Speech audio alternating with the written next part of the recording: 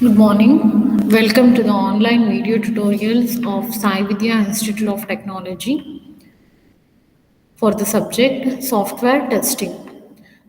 Today we will be discussing about fault-based testing and mutation analysis. So here we will have a discussion about what is fault-based testing and how the mutation analysis will be carried out. So before to that, what is mutation and how the mutation analysis will be done, we'll discuss now. So now we'll start with the concept fault based testing. So what is fault based testing? So here in the name itself you can understand that it is a testing approach where you will be having the basis as a fault. So based on fault you will be carrying out the testing approach. So what it is? Fault based testing, it uses a fault model in order to identify the faults. So coming to the overview of this fault based testing, so in overview what we can tell about fault based testing in the sense, engineers study the failures to understand how to prevent the similar failures in the future. As the name itself says, fault based testing. So the engineers who will be carrying out this testing process, so they'll study from their failures, from their past experience.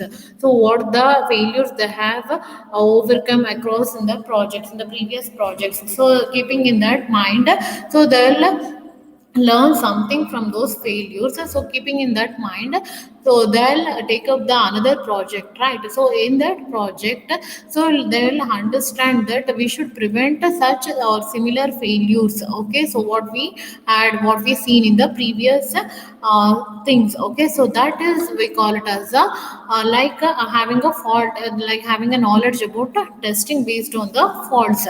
So in overview, fault based testing in the sense, you're the engineer, they study the failures to understand how to prevent the similar failures in the future. So that is about the fault based testing. So here in the fault based testing we will be having two assumptions.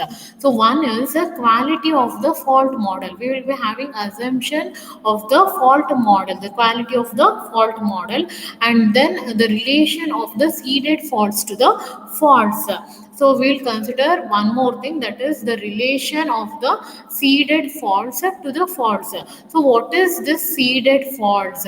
Seeded faults, they are nothing but the small syntactic changes. For example, replacing one variable reference by another, or changing a comparison from a less than to less than or equals. If condition, if there is a less than symbol is there, okay, the comparison operator what you have used is less than. So here while comparing, so less than is different from the less than or equals. So if you make the small kind of changes intentionally, that we call it as a seeded fault. Okay, so seeded faults are nothing but they are the small syntactic changes. So here you have to remember, or you have to know about the two terminologies here. That is, what is competent programmer hypothesis and what is coupling effect hypothesis. So these two things you should be aware of. So competent programmer hypothesis, in the sense the programmer under test, sorry, the program under test is close to correct program, then we call it as a competent programmer hypothesis. So next, what is coupling effect hypothesis? So here the test cases for simpler faults as well as the complex faults. So whatever the test cases you will be writing for the simpler faults, you can make use of the same test cases to identify the complex faults. In the sense, such hypothesis we call it as a coupling effect hypothesis. Next is mutation analysis. So mutation in the sense, you know that it is a changes, sudden changes. Okay, that we call it as a mutation. Now you have to analyze the mutations. So you have to analyze the changes that have been made. So that we call it as a mutation analysis. So this is the most common form of software fault based testing. So mutation analysis, in the sense, it is a common form of the software fault based testing. It is a common form, and it is one of the form in the fault based testing. A fault model is used to produce the faulty programs by creating the variants of the program under test. So here in the fault based testing we will be having a fault model, so we'll make use of this fault model to produce the faulty programs. So by creating the variants, you will create the variants in the program so that it becomes a faulty program. So that technique is used here. So a fault model is used to produce the faulty programs by creating the variants of the program under test. So what are these variants? How to create these variants? You know that faulty programs are created, are formed, are produced by creating the variants, right? So how to create these variants? Variants are created by seeding the faults. You know that seeding in the sense, seeded faults in the sense, intentionally if you make any changes, okay, small syntactic changes if you are done in the program in the sense, that we call it as a seeded fault. Okay, so variants are created by seeding faults, that is making a small change to the program under test following a pattern in the fault model. So while you are making these changes, so you have to follow a pattern for that which is there in the fault model. So this is about mutation analysis. Now, mutation operator and mutant. So in the mutation analysis you can see mutation operator and mutant. So what is this mutation operator in the sense? So the patterns for changing the program text are called as mutation operators. You know that you are creating the variants by seeding the fault. So how to seed that fault? You will be having a pattern for that. So that pattern we call it as a mutation operators. Next, the variant program. So whatever the faults that has been seeded in the program under test, so by that you will have a variant program, right? So that variant program we call it as a mutant. So each variant program is called a mutant.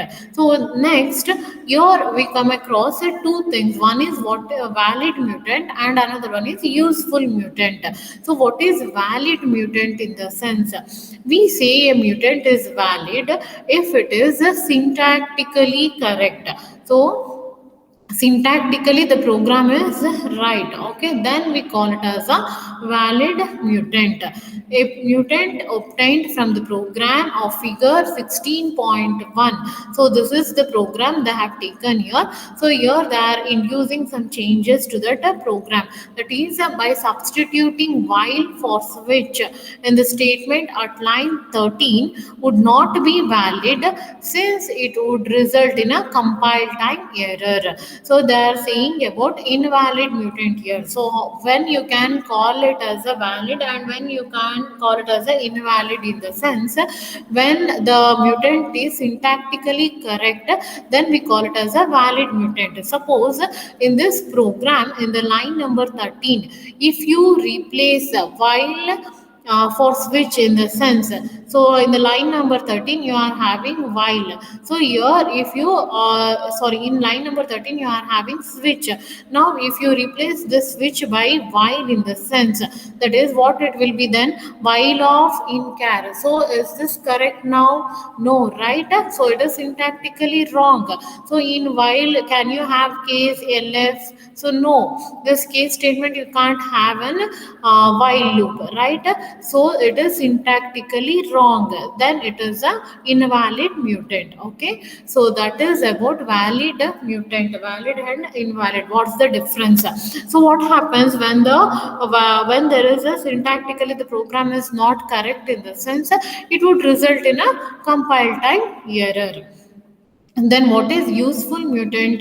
Useful mutant, we call a mutant as useful if in addition to being valid, its behavior differs from the behavior of the original program. So here, when you call a mutant as a useful mutant in the sense, first thing is it should be a valid mutant. In the sense, syntactically it should be correct. So there it should not have any compile time error. But Here the program is mutant, right? So it should be valid, and how it is useful in the sense its behavior should differ from the behavior of the original program. For example, here in the line number 4 they have taken 1000. Okay, for buffer length 1000 is there. So if you are in place of 1000, if you replace it by 0, okay, that is a mutant obtained by substituting 0 for 1000 in the statement at line 4, it would be valid. Syntactically it is correct, but it is not useful. So here if you make this 1000 as 0 in the sense, so you have made some changes, right? So it is a mutant over there, but a valid, it is a valid one. How syntactically it is correct, it won't give any compile time errors, but is it useful over there? No. So that is how the program, when you are changing the when you are inducing or feeding some faults in the program, it should be a valid one and it should be useful one. So that is about mutation analysis. That is how the mutation analysis should be done.